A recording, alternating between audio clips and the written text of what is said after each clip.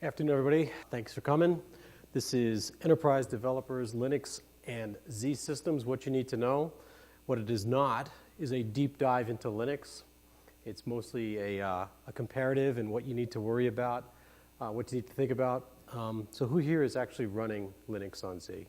Got one. Who here is thinking, or two? Who's thinking about it? And so you're somewhere in between thinking about it and, okay. It's been a long time coming for Linux on Z, right? It's interesting. We'll go through a little bit of the history here. But if you're looking for something deeply technical, I won't be doing that today, but we'll be able, clearly can talk about it on the side, on the show floor and things like that. The usual non-disclosure or the usual disclosure that you can't use any of this for business planning purposes, and the good thing is that there's nothing in here that you could use to plan your business about.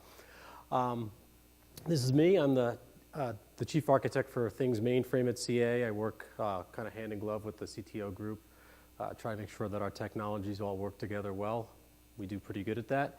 And we're just going to talk about the benefits of doing Linux on Z or Z. And I was in Europe last week, so if I say Z too many times, just excuse me. And that's, yeah. Okay, so you guys are fine. So below the equator and in far east or west, it doesn't make that much of a difference. And some of the benefits. So we'll start off with a very, very quick overview. What is Linux, right? There are a lot of things that people think Linux is, and there's a lot of things that people think Linux isn't. Linux is just a Unix-like operating system. I did a little research and went back and looked at some of these listservs and news groups from the early 90s and read some of the posts and tried to get kind of underneath what was going on here. If I had to say what was going on, I think that this guy, Linus Torvalds, who's pretty famous these days, he was a little bit upset with the way desktop and low-end enterprise computing was going, and he figured he might be able to do something a little bit disruptive. I guess he was not a Bill Gates fan, might be a good way of putting it. So he started to put together, based on something called Minix, a kernel to run an operating system for x86 platforms. Today, it's freely available on the web for many platforms. If you go out to linux.org and look at all the possible distributions, it's available for everything from Z series, Z series, all the way to x86, the Spark chips, IBM's P series. It's all over the map. And there's some reasons for that. One of it is that it's written in a high-level language that can be recompiled. And so pretty much any platform that supports the GCC compiler can run Linux because you compile the Linux kernel with the GCC compiler to get there. You have to have some smart people around hardware to do some of the work, but as I'll show you later, it's not a tremendous amount of work. It's governed by this thing called the GNU public license. This is really important to think about when you use Linux and derivations and things that run on Linux, because there are some legal requirements that you undertake by using the operating system. If you're just an end user, it's not that big a deal. If you're a software developer and distributor, it's a really big deal. They invented this term called copyleft. Right? Copyright says, I'm allowed, it's mine, I did it first, therefore you can't have it unless you pay me. Copyleft is the exact opposite. If I do something to Linux and I use it, then I have to give it back. Right? So it is a very, very different view of the world. It was one of the things that I think impaired Linux towards the beginning. Certain companies like the big three-letter ones and some of the two-letter ones were not so happy about that, right? Because it was a competitor. But this is really, I think, kind of the heart of the open source movement, was that people realized that there are things that are really commodities, and the operating system and sort of the low-level GORP that makes a machine run has become much more a commodity. Certainly, much more so than the hardware and the memory and the software and some of the higher-level functionality that comes out.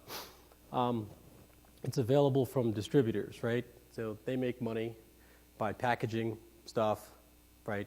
The Linux kernel by itself is completely useless unless you're a hobbyist with deep technical skills. So the various distributors like Debian and SUSE and Red Hat and Ubuntu, add a lot of value-added stuff to it. They also, snap chalk lines and say, this is 14.6, and this is what we'll support, and they'll collect money from you to support it, just like any other operating system or any other software package. That's Tux. He's the representative for Linux. Kind of seems a pretty easygoing kind of penguin. I do remember in my days in the 90s at IBM, when IBM was doing this work as a skunkworks, and somebody gave me Tux the Penguin. I was a at the time, an OS390 guy. And so somebody gave me Tux the Penguin, and I proceeded to take a plastic cafeteria fork and stick him through Tux. But I've come around in the last 20 years. There's a lot of very, very good things about Linux. So what is it, right? Really, kind of this is the Linus Torvalds part of it, right? It's the kernel. It makes the machine go, right? It provides very, very primitive abilities to communicate with the system. Then there's a whole lot of stuff that people have added to it, which is really, what we would call a traditional operating system. Things like shells, K shell, C shell, bash. In some cases, the whole graphical user interface. And then the distribution takes a bunch of tools, things like Yum, RPM processing, adds to the whole package so you can actually distribute it and allow people to use it. This is important because when you go off and make some decisions about Linux, you want to choose a distributor, right? Not that choosing a particular distributor locks you in, but if you start to use more and more of their tools and start to become bound more and more to what they do, it's very likely that you're going to start to become kind of wound into how they do stuff and their cadence for delivery and their cadence for fixes. So it's not just sort of, let's go out and just pick one. You want to do some research around that. Now, if you don't want to get stuck with a distributor, you can always go with the raw Linux distribution. Each one of those distributors, because of the copyleft rules, has to distribute their stuff basically in raw form so that anybody can pick it up and use it. Many companies do that. When we build software appliances on our distributed side, we use something, I'm drawing a blank on it. On the Z side, it's something called ClefOS, which is essentially the Red Hat distribution just laid out there. We use that. If you go down on the floor to look at our Mainframe operational insight tool, all of that is running on a Linux LPAR on ClefOS, but you just don't see any of it, right? We support the Linux that's inside the box. It's not Red Hat, it's not SUSE, it's not Ubuntu. These are sort of the things that you need to think about when you go off and make these decisions. LinuxONE Z Systems was introduced in 1999. They were working on it since the middle 90s. It's had many names, just like everything else in the mainframe world. They rename it every time they rename the hardware. So you started off with Linux 390, LinuxONE Z series, LinuxONE System Z, and now it's LinuxONE Z Systems. And if you hunt around the IBM website, you will still see half of those things referenced on pages that haven't been updated since 1999. Because like everybody else, IBM and all the large software and hardware vendors have web detritus that they can't get rid of. It's okay, right? But for many people, one of the good things is that it's not distributed by IBM. You're not locked in, right? You pick your distribution. Right now, Red Hat and SUSE have been around for a long time, since 99, 2000, and Ubuntu just jumped into the game. They see some enterprise value there. Especially with the new introduction of KVM on Z Systems. But when we go to there, I have a picture and a couple slides. IBM does contribute a lot of intellectual property because obviously the Z Systems platform is different than x86, is different than P, is different from the various other chips, Spark and things like that are out there. They see it as in their best interest, right? They do this because if you buy their hardware, you're not buying somebody else's hardware. So, who's heard the big splash on LinuxONE in the last couple months, right? Everybody's like, well, what's LinuxONE? Well, guess what? LinuxONE's a Z13, right? If you look at it, right, it just has a slightly different case and a slightly different shade bar in it, right? Remember, you go back into the early 2000s with the green bar and the black bar and the blue bar. I think there was a copper bar on one of them, right? It's mostly branding. The net is that the processors in a Z13 or Z13 are characterizable to be general purpose processors, ZIPs, IFLs, SAPs, and spares. And in a LinuxONE, all you can make are IFLs and SAPs, right? So you're basically buying the same guts with a different case and some rules about what the hardware management console is and isn't allowed to do. There's no other difference in the hardware. And if you go down and talk to the IBM guys and you get them enough alcohol, they'll tell you the same thing. So if you take anything away from this presentation, this is the slide. Linux is Linux is Linux, right? If you write a Linux program in a high-level language, not in any kind of assembler, no machine code, it will work just fine on any platform that supports Linux, on any distribution that supports Linux. Unless, of course, you're calling something that's up in the distribution. But a straight-up C program, C++ program, Java program, Node.js program, they will all just run fine on any hardware platform. That's one of the goals of this stuff, right, is that you get yourself some platform independence, right? It's not just independence from Microsoft, but it's independence from your hardware vendor. It's independence from your software vendors. The best way today, sort of a 2016 statement, pure Java is the way to go, right? It's the most portable. You have the most skills out there. It's not completely bleeding edge like things like Node.js and JavaScript. But just got to be careful. Make sure that your developers don't do Java native interface and drop down into the operating system and do crazy stuff. Sometimes you have to do it, and if you want to move that application, that's where you have to be careful. Again, if you're writing applications, you never do this sort of stuff, right? And pretty much all of the things that you would use to make your life easier as a software developer, like pulling open source packages, like things from Apache, or various other open source providers, they have a version for every different operating system and level. So we've done at CA, right? We've done lots of stuff that uses Apache Tomcat, JBoss. We've done some stuff with WebSphere, but we haven't shipped it for obvious licensing reasons. But it all works just fine. We've had a number of development projects where the developers worked on their workstations, x86 workstations, developed their entire piece. We had to plug the security pieces, obviously, so that that stuff is completely unique to the platform. But everything else, they wrote, they developed, they unit tested on their workstation, and then we put it all together on Linux or on ZOS even, and it works just fine. Right? There are some subtle performance differences that you might want to that you may want to deal with, but for the most part, it just works just fine. It just works fine. Again, this is the picture I was referring to before. And if you look at it, right, Linux is I guess, depending on your view of the world, it's a well-organized operating system, right? Again, I come from the ZOS world, which is not a very well-organized operating system. It was somewhat built by people on 4 different continents with different philosophies on how to do things. The fact that this was sort of an army of probably tens of thousands of developers all sort of wrangled into one direction by one guy. It has a nice structure to it. It's put together very well. And so everything sort of that's above this line is almost completely generic to any platform, right? Obviously, the runtime environment can't be, because it takes some liberties with the hardware and things like device drivers and things like that.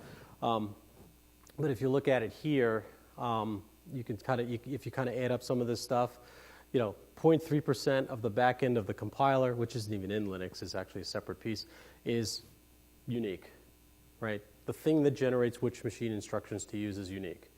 The back end of the runtime environment, again, because it needs to have some understanding of the underlying hardware and doing things like hardware locking and signaling between threads, and some of that, and most of that is accelerated through hardware instructions. That's also very little, right? 0.5%.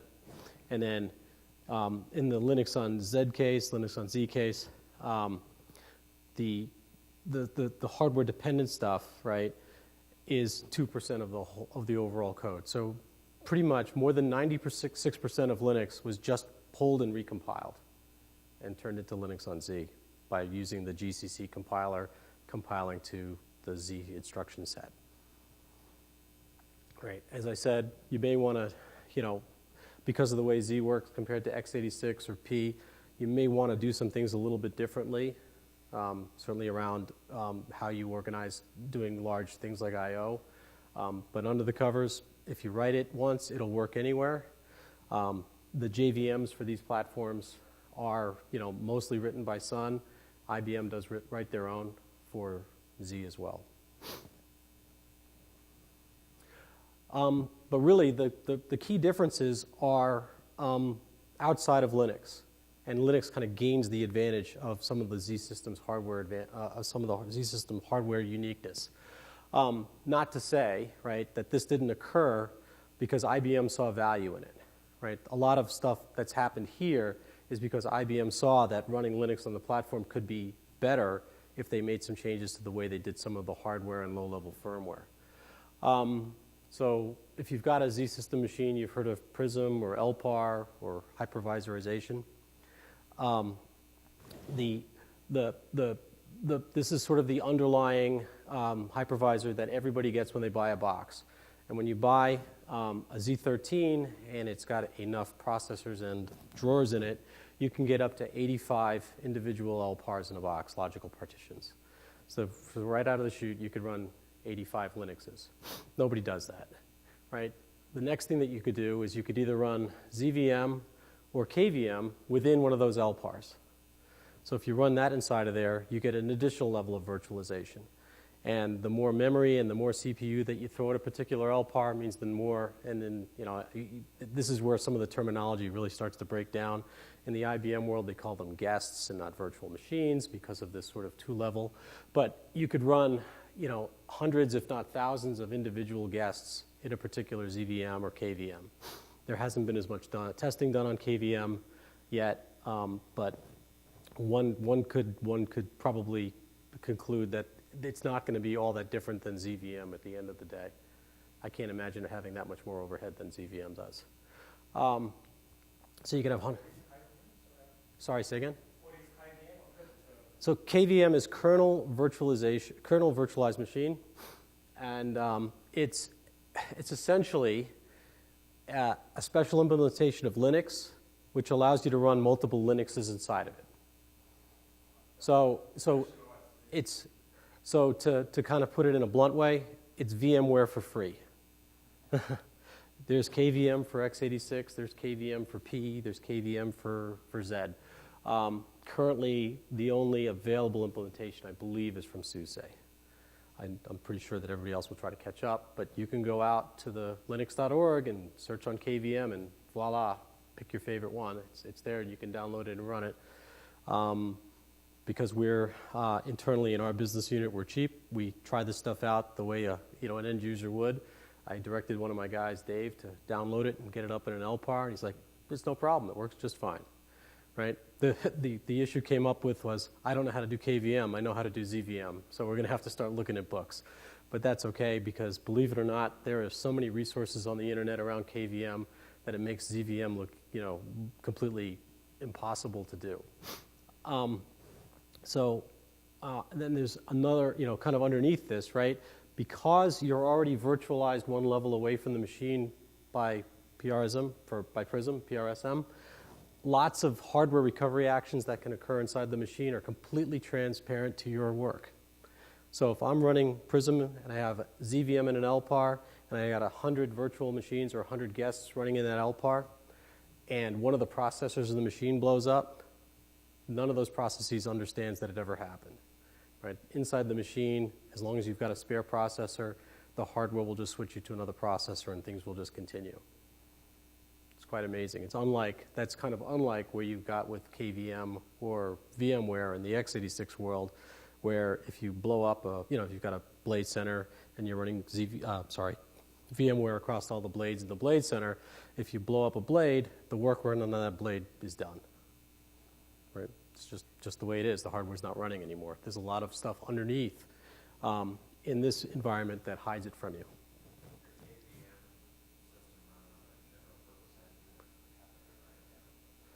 KVM will run on either, right? Because KVM itself is Linux, it identifies itself as Linux to the hardware, so it'll start on a general purpose processor or an IFL, which is a good thing. So I'm going to talk about this a little bit more on the next couple of slides with some pictures, but resources can flow between guests and LPARs, right?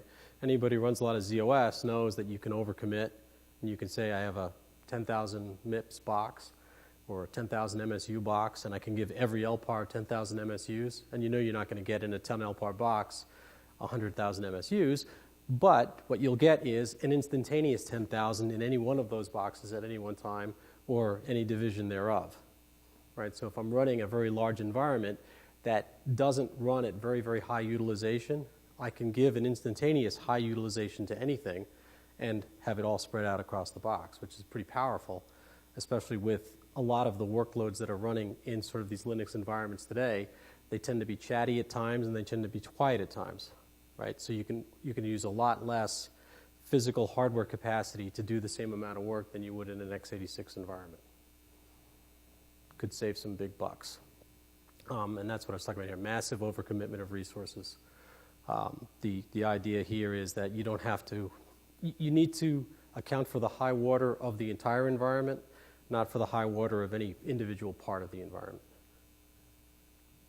So this is sort of Scott's picture of what it looks like inside the box, at least from a schematic point of view. Right, so we've got multiple LPARs here, right? I've got one Linux running by itself in its own LPAR, which you can do, or you can run it on top of ZVM or KVM in an LPAR. And here I've got some number of guests running. This would just be a single instance of Linux. Now these are all virtualized away from the I/O in the network, so they can all share all of the connectivity at the same time. Again, this is another ability for Z that's not available in the rest of the world, right? Let's say I had 20 or 30,000 different Linuxes running at the same time. They could all access through I/O, through the box, the same storage without defining multiple connections to that storage. Now, you may want to define multiple connections for bandwidth, but you don't have to do it because the physical hardware is separated. There's another big advantage. I'll talk a little bit about other things. So, and again, right, when you start to think about what kind of workload to run here, CPU bound is not the greatest, right? Because you've got a smaller number of physical processors running against a larger number of guests. You want things that are chatty, I/O bound, right? So that they run and they spew something out and then they wait for a result, as opposed to something that's going to run for long periods of time. Now, the counterpoint to that is that the processors in this box are running it faster than anybody else's processors. They're running at 5 gigahertz, right? Which is pretty darn good. But the problem is that if you've got a box with 65 processors in it, let's just pick that as a number out of the hat, you can only be running 65 threads at once, right? And even with symmetric multi-threading, you can be running 130 at 60 to 70% speed. But even there, right, there's no replacement for more swim lanes. So again, you have to think about how that workload runs. If you're running a tremendous analytics workload that needs thousands and thousands of things running forward and they don't do any I/O for long periods of time, this is not the environment, right? But if you're running a whole bunch of web serving or a whole bunch of MQ servers or lots of database serving, this is the environment to run it in. It's very efficient. And again, right, component failures are not visible to applications. So anything that's really below the LPAR line here, if anything fails here and the box continues to run, the applications don't know that it happened, right? Memory is multiplexed and replaceable. The processors themselves, as long as the box from an execution perspective isn't using all of the physically defined processors, will continue to run with spare processors. My IBM days, it was always fun to say that, you find out that there's a hardware error when the IBM guy shows up with his briefcase saying, I have to fix, one of your drawers or one of your books.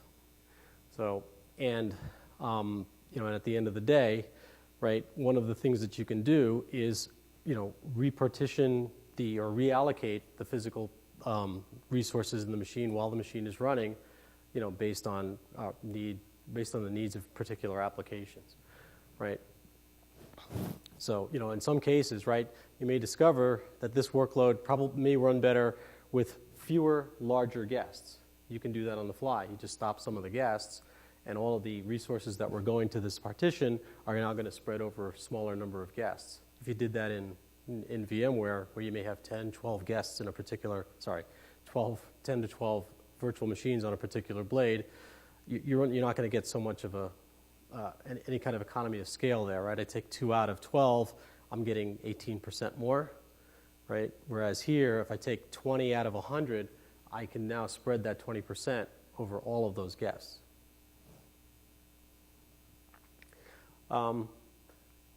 Again, so we talked about, here, right, I could actually take, if this was a 10,000 MSU box, I could tell each one of these guys that they're 10,000 MSUs, right? Obviously, I'm not going to get 40,000 MSUs out of the box, but the machine is designed to run at 100% all the time, right? So if it's running at 100% all the time, that means that those 10,000 MSUs are going to get spread out over all the work in here, and you get to define through various means, which is highest priority, which is lowest priority.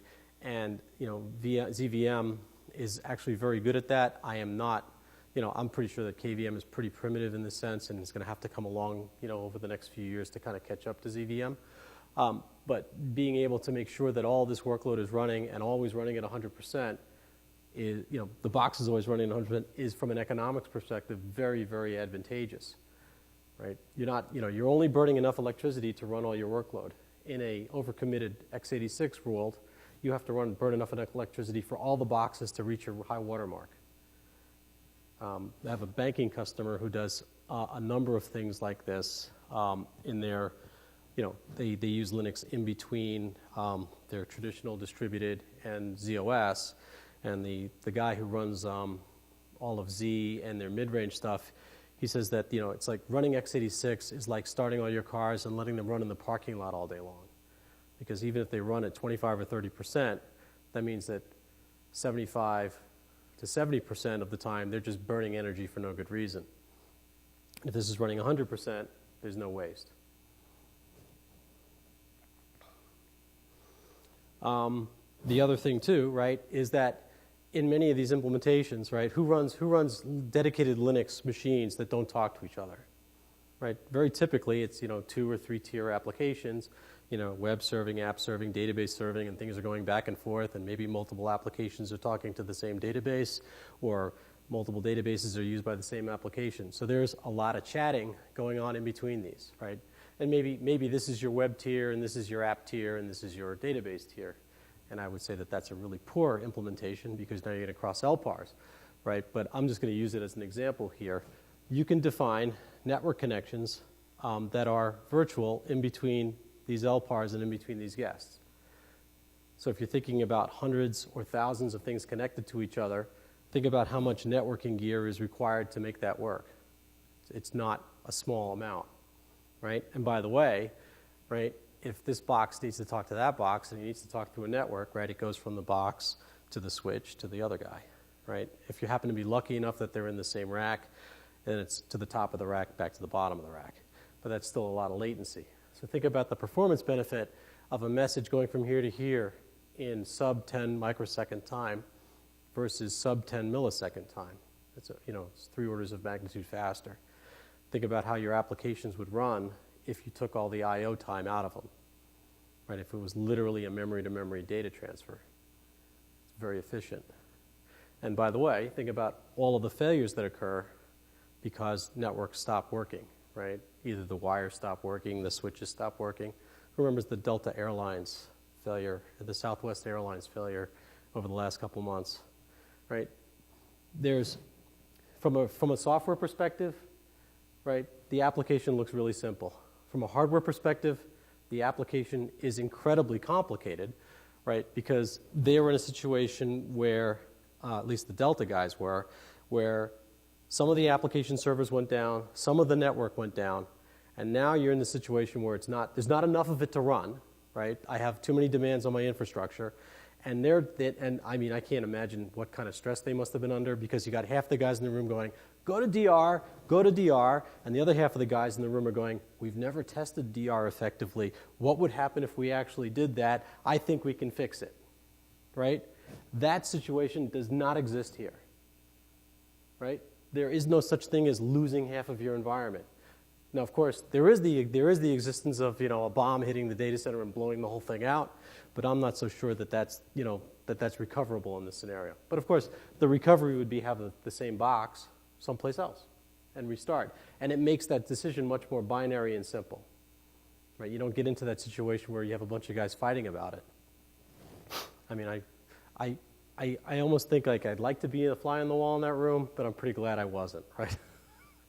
Yeah, I can't imagine how many four-letter words were flying in there. So, sure.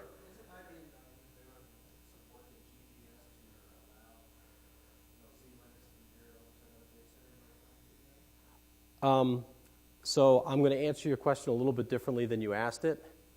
So IBM has an offering called GDPS, Geographically Dispersed Parallel Sysplex. And we can, over an alcoholic beverage, discuss how it works, because I worked on it 20 years ago. And that has been, for the longest time, a primarily ZOS recovery methodology. And it's advanced significantly in the last 20 years. And then, and for customers like large banks who love Z-Linux and large insurance companies who love Z-Linux even more than large banks, they need the ability to not only recover the back-end data, right, primarily that's CICS, IMS, and DB2, right, with the mid-tier stuff that they've deployed on Z-Linux. So there was a comparable offering from IBM called GDOC, Geographically Dispersed Open Clusters. I think I got that right. And what they've been doing is driving those two things together when they share physical hardware. So if you're running the Linux in the same box as the ZOS, and you're running the storage in the same storage controllers, right? Because modern storage controllers can do CKD on one side and, Fiber Channel on the other side, right? Then the GDPS software can do and affect the switch over from one data center to another very, very easily. Yes. So am I hearing you correctly that if you're running the Metro Global Air, say between Missouri and Boulder, Colorado, this is going to Metro Global Air? So now you're getting past my ability to answer the question in 5 minutes or less. What I'll say is it could, depending on what you do. How's that? So to repeat the question that you're asking, if you could do, if Metro Global Mirror would work between ZOS and Z-Linux in all environments. And my answer is that now I'm going to fall back on my IBM days. It depends, right? Have you spent enough money? And have you, implemented all the things that you need to do to get there? So essentially, theoretically, yes, but I'm not going to stand up here and tell you without knowing a lot more about what you're doing. Fair enough? Right? And I kind of touched on this a little bit. Not all workloads scale better the same way, right? Who remembers the early days of CICS, right? Everybody was fighting to be the biggest CICS region ever, right? We're going to go from 24-bit storage to 31-bit storage to 64-bit storage. And then somebody in the early 90s said, that's a really bad idea. Let's figure out how to break that problem up, and let's do CICS-plex and IMS-plex and DB2-plex, right? And so now you've got, and now after, sort of CMOS has gone well beyond the maturity curve, right? We've got, huge CMOS machines that dwarf even the fastest of the water-cooled from the previous generations. You now have two choices, right? You can scale anything individually up, right, and wide a little bit, right? Or you can scale by, horizontally by adding more and more instances. And this is very easy to do in this environment, harder to do in the x86 world, because in a Z-box, right, you can cluster as many processors against a problem as you want without the underlying program carrying. Now, if the underlying program is single-threaded, adding processors to it does nothing, right? Doesn't help you at all, right? But if the underlying process is something like a large-scale implementation of application serving, having lots of small processes is the better way to do it. And you can do them all in the same box, right? You might want to switch it by LPAR, and you might want to switch it by, application type. And here, right, what I'm and I stole the graphic from IBM. As you can tell, right, it's like an IBM graph. There's no units on the graph. But this number here, which I have not indicated down here, and of course now I'm saying it'll be on video, is around 1,000, right? Today's technology, it's about 1,000. But again, it depends on what you're doing and how much memory you're throwing at the box and your software licensing charges on the things that you're doing. But that number tends to be in that 800 to 1,200 range. So if you've got a Linux implementation of things that's around 1,000 of them, or you think you're going to grow past 1,000 pretty quickly, get yourself a little Z13, or sorry, a little rock hopper machine, and go to town, because you're going to spend a whole lot less time implementing the box and a whole lot less time implementing the network around the box. One of the things that's really subtle that people don't take into account initially is, and I'll give you a set of the slides if you don't want to take pictures of all of them, is that all of these guests share the same disk, right? In the x86 world, everybody boots off their own disk. And if you want to run very effectively, you probably don't want to boot off a network disk, right? That takes much longer, right? So you tend to put all the the operating system, the application serving, and the middleware on a disk that's directly connected to the blade of the server. And yes, if you've got 8 guests or 8 VMs on the server, they can all share it. What if you can share 10,000, right? Think about how much less disk space you're using for the same stuff over and over again, right? There's a savings there.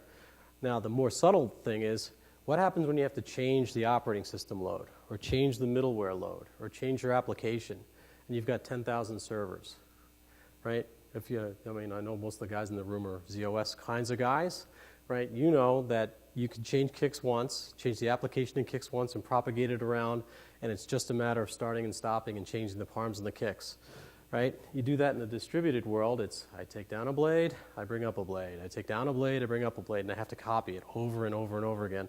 And companies like mine have made bunches of money on automating that process, right? If you could do it once, which is what you can do here, because all of the disk is virtualized with respect to the VMs, right? I can literally have 2 or 3 copies of the load. I can have what I'm running today, what I'm going to be running tomorrow, and what I was running yesterday in case what I'm running today isn't working correctly. And all it is just a flip of the switch on each one of the guests to be able to make a change. That's a whole lot more simple to implement. We'll implement much more quickly, right? Because lots of times implementations fail because the variations between the 2 implementations are enough to make the application not work really well. So if I can get through 10,000 in an hour as opposed to getting through 10,000 in a week, right, my chances of success are much higher. So the DevOps in this environment is much more efficient and much more effective, and doesn't require huge numbers of checklists and things that you've done. And just like VMware that touts their concept of everybody in the same hardware can share the same virtual memory. So if I load it once, all the other VMs can see the same thing. So maybe you get 8, 10, or 12. What do you do if you got 10,000, right? Let's just for argument's sake say the program load, the operating system, and all of the other static stuff is 5 megabytes. 10,000 times 5 megabytes is a lot, right? Now I can only have that once, right, in an LPAR, right? Think about all the real memory that I'm saving, or that I could deploy to the actual work involved, to use as RAM as opposed to what I'm executing from. So there's lots of these sort of very subtle scaling things that you get that are hugely advantageous on the Z side. And especially if you're in a large scale out environment, right? I don't need to create so much more real memory if all of the virtual guests are sharing the same Linux in memory, the same application server in memory, the same database server in memory. It's sort of the same thing as on the ZOS side, right? All the applications that are running the same stuff share the actual same memory, and from a program load perspective. Z system, so then you say, hey, but it's not so good to put all my eggs in one basket. But the hardware is rated at 5 nines availability, which is actually way better than the software and equivalent to a parallel sysplex of a few systems. And that's because there are no single points of failure within the box, right? You're really not allowed to hook a Z Systems machine up to one plug. It requires you to hook up 2, and if you only hook up 1, it starts yelling and screaming and saying, hey, this is not good, and nobody's boss wants the machine yelling at them for the boss, right?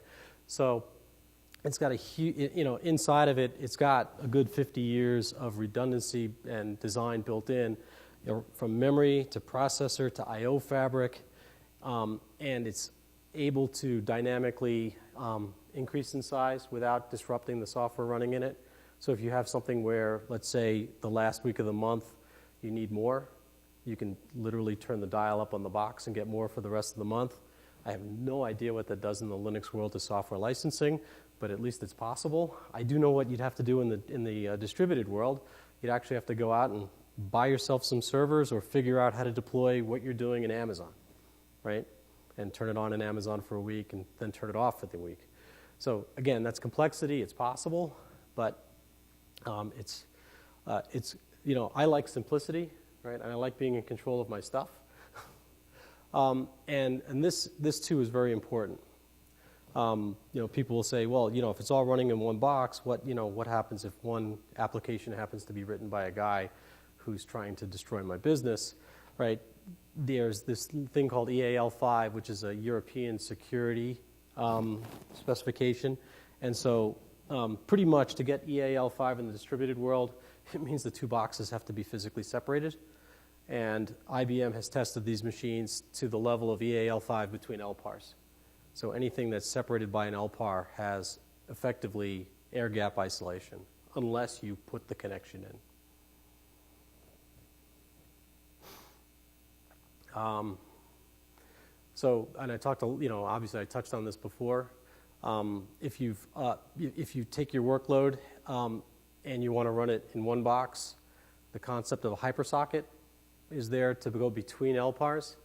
If you're within a particular LPAR, it's called a virtual LAN, just like in the x86 world.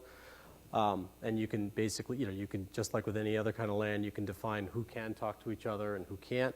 But again, there's no wires. There's no connectivity to worry about. Hypersockets between the guests.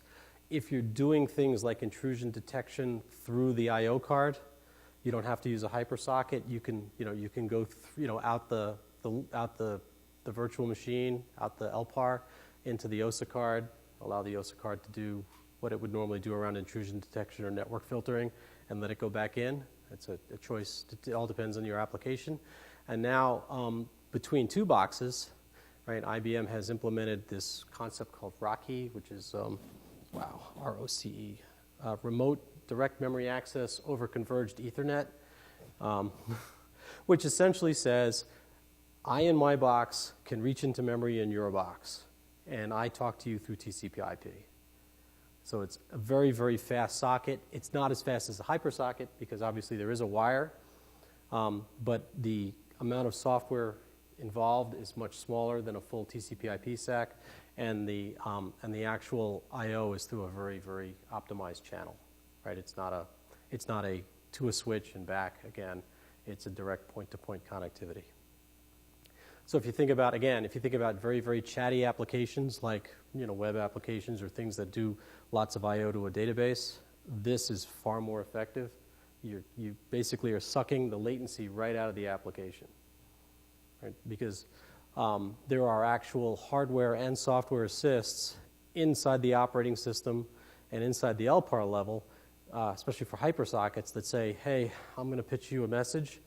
And so it knows that the message is going to you, and he'll actually dispatch as a result of my message being thrown to him. It won't be an I/O interrupt. It'll be a lot faster, and many times it'll just be my processor just chasing the message, because typically when I throw a message, I'm going to wait for a response. So why would I do anything else? So there's lots of optimizations like that which speed things up even more.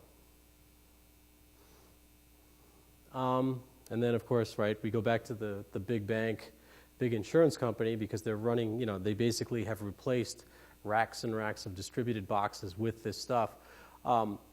Is a huge advantages in not having wires and wires and wires running to your back-end mainframe, right? If you're running all these guests, if you're running all those distributed applications in Linux guests that are right next to ZOS, you're sucking the latency out, right? You're simplifying your application deployment. You're getting that hypersocket advantage. The same is also true for the ROCE and the SMCR here. We've seen with some of the customers who the unfortunate thing is that they won't talk about it because they think it's a competitive advantage, right? So if you go to the IBM website, you can see who some of these guys are because IBM's got little stories about them, like Nationwide, who are actually they talk about this stuff pretty publicly. But they take huge advantage of this in the the performance world and in the DevOps world. They're able to make changes to their customer-facing and their agent-facing applications very quickly because of this advantage. And the application programmers don't even know, right? The application programmers are just writing Java. And kind of refer back to the question about GDPS and GDoc, right?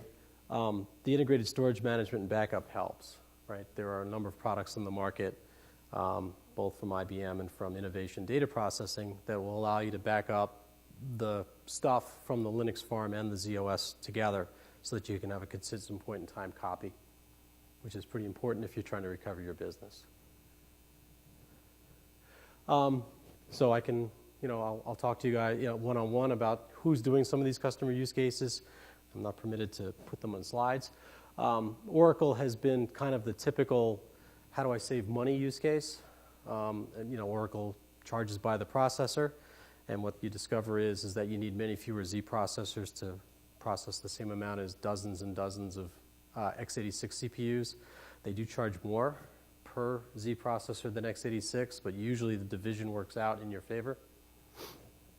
DB2 UDB, right? IBM will, DB2 just runs better just because Oracle, just like Oracle does, just like any other, kind of high I/O, low CPU kind of application. Number of customers are, they run SAP right next to the Oracle or right next to the DB2 to get a level of performance improvement and cost improvement as well. There's, sort of a faction of customers who would prefer not to run WAS on ZOS, so they run it in the next best place, right next to the backend DB2. So it's very popular to run WAS there. A number of people who are doing large-scale Linux are also doing JBoss and the Apache Tomcat and other web serving that way, WebLogic as well. Webster Portal, again, one of the reasons why you do this is because you just want to run a whole lot of portal servers and they're running the same software and your change management is just very simple to do it this way. And we talked about the backend affinity to ZOS and ZVSE. IBM has spent a boku bucks making Linux on Z behave and feel like USS from ZOS. So if you've got VSE, this is sort of the way to deploy Java and other open kinds of things for VSE. And server consolidation, right? You can get dozens to hundreds of servers running in a much smaller footprint on Z than you can in x86. So, the latest and greatest is Docker, right? So now you've got Prism, and then you've got KVM, ZVM, and then within each of those guests you can run Docker, right? So now you go from, thousands and thousands to 1.2 million containers on a not fully configured, this is where you start to get into the ridiculous level. But, what this is really pointing out is that Linux is Linux is Linux, Docker is Docker. And if you've got a Docker container, and that Docker container contains something like a Java program, it doesn't care where it runs. You can deploy it in Docker on Linux on Z. And again, I'll tell you, this is actually in our Mainframe Operational Insight product. Again, that Z Linux is a Clef OS running Docker, running our applications in Docker containers. So our delivery to you, even though it's going to be transparent to you, the application updates will be new Docker containers. And so then I talked about that. So why isn't this more widely used? One is that there's kind of a backlash to IBM and being single sourced by vendors and not having a broad ecosystem. So there's this group out of the Linux Foundation called the Open Mainframe Project.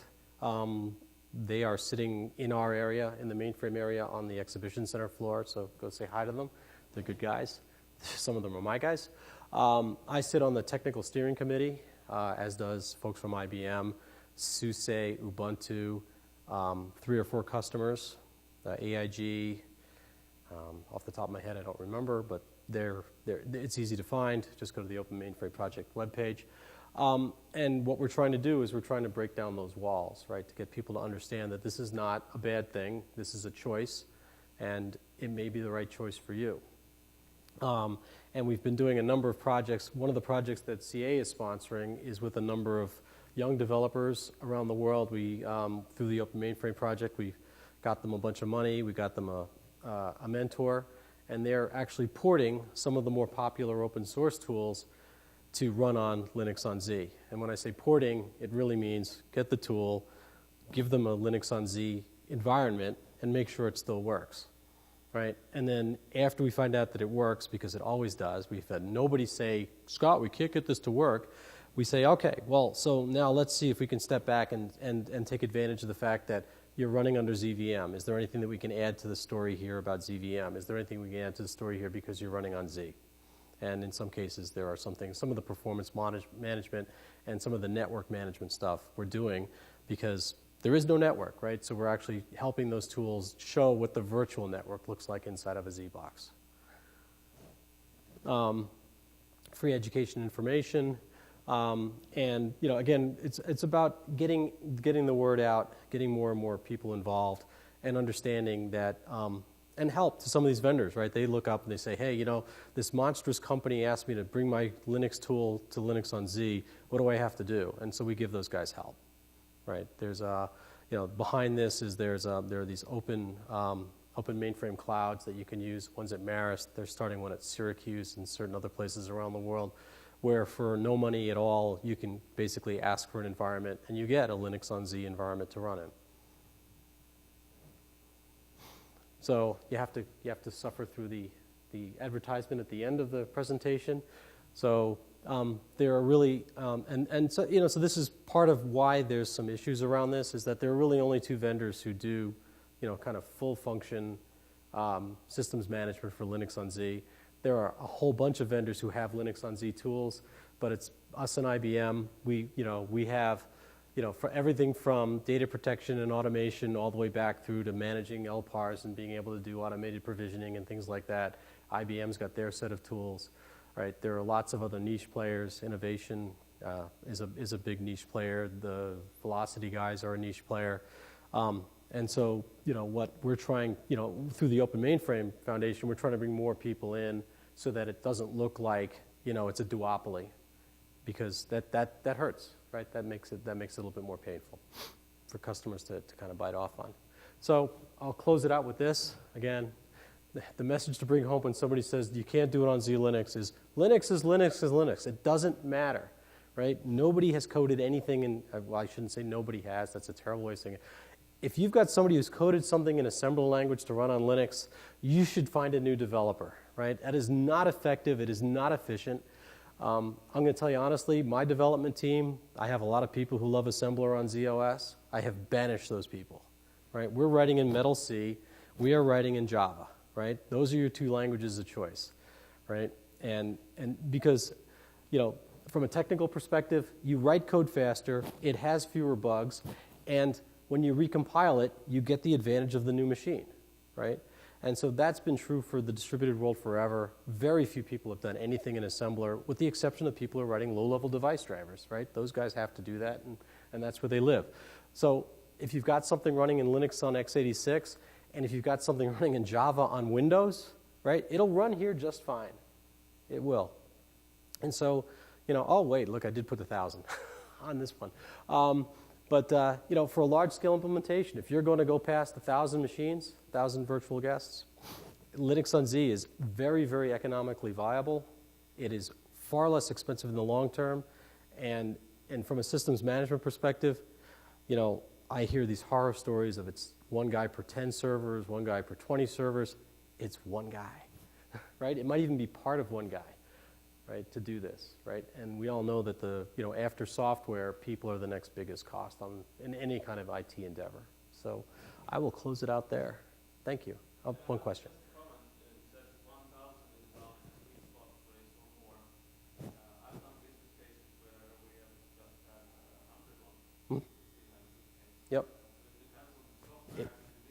Yep.